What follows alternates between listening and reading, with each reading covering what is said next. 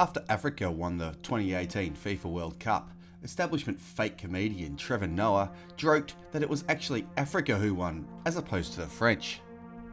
Many in the mainstream media quickly attacked him, especially those on the left, with the usual cries of "Ray Ray," trying to shame him into an apology. Many reactionary voices fell over themselves in their condemnation of his supposed joke. They couldn't believe anyone in the fake news corporate media would express such clear wrongthink. Doesn't he know that if you are born near people and they give you a passport, that automatically makes you one of them? Some on the left managed to defend Noah. Although being on the left, they still had to lie in a way that attacks and dehumanises the French. From The Guardian, quote, "This French team could be a Pan-African all-star selection. Muslims were also prominently represented. Stars like Pogba and N'Golo Kant regularly prayed before matches. After claiming victory in Russia, they dropped to their knees again. This was the French team, predominantly black, overwhelmingly African, and unapologetically Muslim, and simultaneously still French," end quote. Noah defended himself with this same strange anti-French argument, stating, quote, "When I'm saying they are African, I'm not saying it as a way to exclude them from their Frenchness, but using it as a way to include them in my Africanness," end quote. Therefore, the defence of the joke boils down to nothing more than yes, they are African, but they are French as well. Because in the current year, being French isn't a matter of blood and heritage, nor is it even a matter of religion or culture.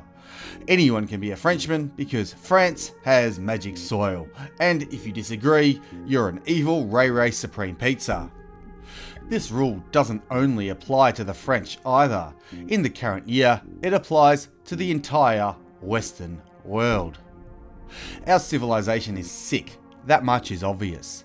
The reason is also obvious. You just have to know where to look and genuinely respect undeniable truth. Just a quick message. Whether it's an algorithm hiding content or outright deletion, internet censorship is on the rise. Please consider following me on free speech websites Gab, Minds, and BitChute. I'm constantly posting content, and they are a great way to stay notified of uploads. Can't wait to see you there.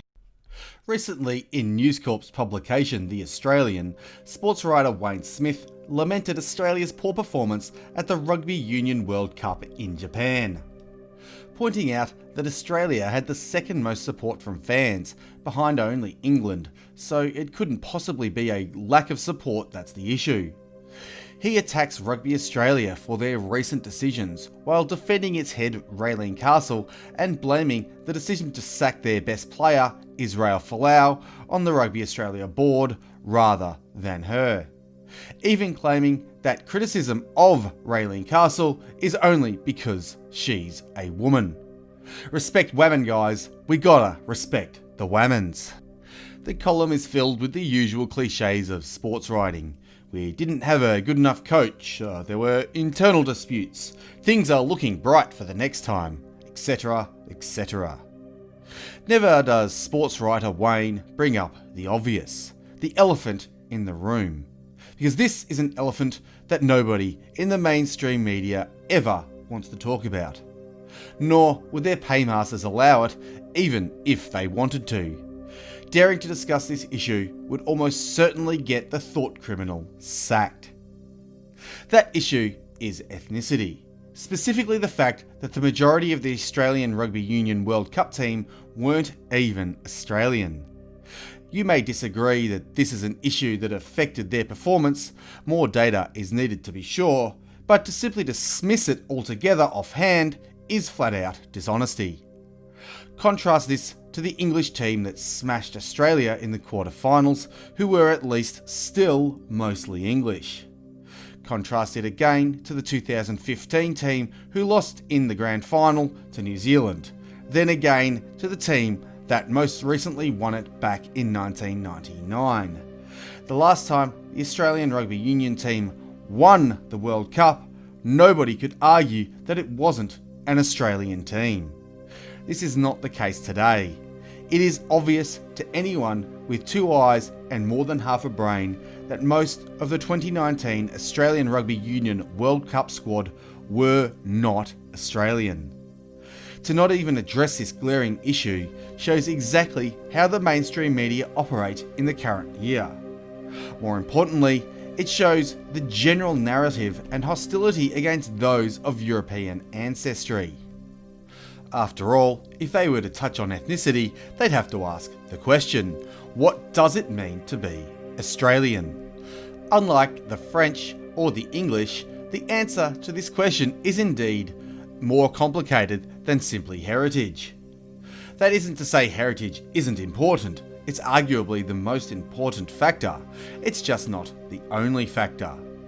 To understand what it means to be Australian, we have to go back and look at the history of the country. That history might be relatively short, but it is robust and all on record for anyone to research if they are willing to do so. The long and short of it is, British people discovered the continent in the late 18th century, and over the next 200 years built the nation we now call Australia. British people travelled here as settlers, farmers, builders, pioneers, conquerors, and explorers. They turned an essentially empty land into a thriving, civilised, sovereign territory. Australia officially became a nation in 1901 after a long series of riots and protests against Chinese immigration. The first Act of Parliament was the Immigration Restriction Act. This put severe limitations on those who could enter the country. Most notably, it gave immigration officers the power to ask any prospective migrant to pass a 50-word dictation test in any European language, dictated by the officer. The point was to ensure that only those of European ancestry entered our lands. The Australian people have never once voted to remove the legislation. Given it was the reason for federation, you'd think the Australian people deserve our say on it. A nation, at least the true definition and meaning of the word nation, is a politically unified group of people living in a common territory with shared ethnicity, culture and language. The ethnic group are the natural political unit. This knowledge used to be so obvious and common that the Australian founders carelessly believed they didn't need to state it in law. Unfortunately, they were wrong, and in the age of treasonous lies and mass migration, keeping the truth hidden is in the interests of the parasitic oligarchy who usurped our power and now rule over us. Who counts as Australian is actually quite clear. Confusion arises as there are a few exceptions, but these actually prove the rule. Essentially, unless you have European ancestry, you cannot ever claim to be Australian, regardless of your accent, language or values, and most Europeans can't claim to be Australian either. To be Australian means to be of British ancestry, born in Australia and fully assimilated to Australian culture, as demonstrated by their spoken accent, with case-by-case exceptions for fully assimilated wider Europeans.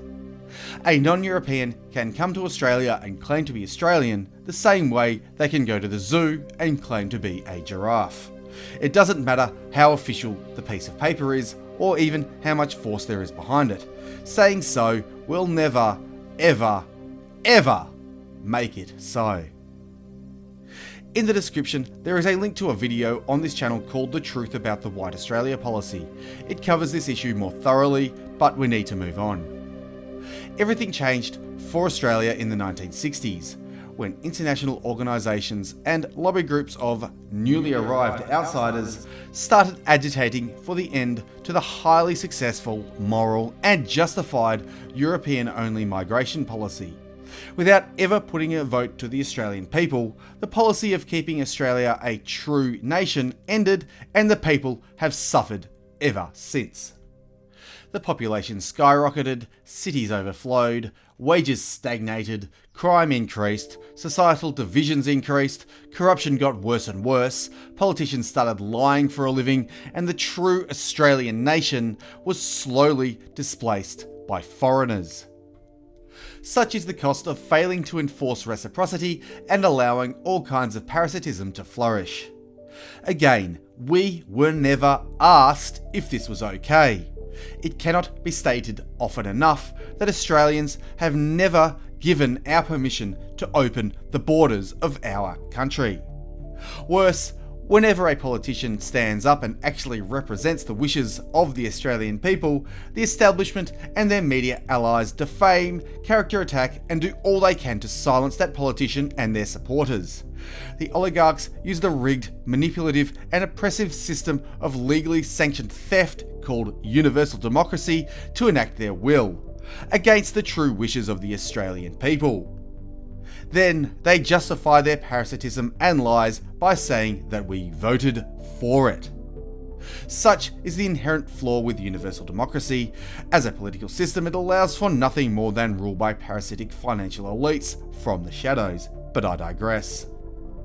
We may not have proven yet whether ethnic homogeneity is a true factor in success on the international sporting stage. We'd need to see more data and research. What's clear is that the Australian rugby team itself isn't even Australian, and this is a big problem on its own. Sport is supposed to be a display of the fittest, strongest, and most athletic members of a community or nation. It's supposed to be kin competing on the field to see whose genetics are superior on the day. It's ritualised warfare, and like real warfare, fighting for your people is far more motivating than fighting for money. When Trevor Noah said Africa won the World Cup, he wasn't lying, nor was he wrong. He spoke truthfully, and that's why woke church acolytes attacked him and forced him to clarify his honesty with an anti-white lie. As for the joke that is Rugby Australia, this shows us what happens when diversity and regressivism replace real culture based on common values, language, and heritage. They went overseas to find the best players they could, then sacked the best player they found because he said sodomy is a sin, which it is. Thus, he sinned against the Church of Lies and lost his job for blasphemy. It doesn't get much more clown world than that.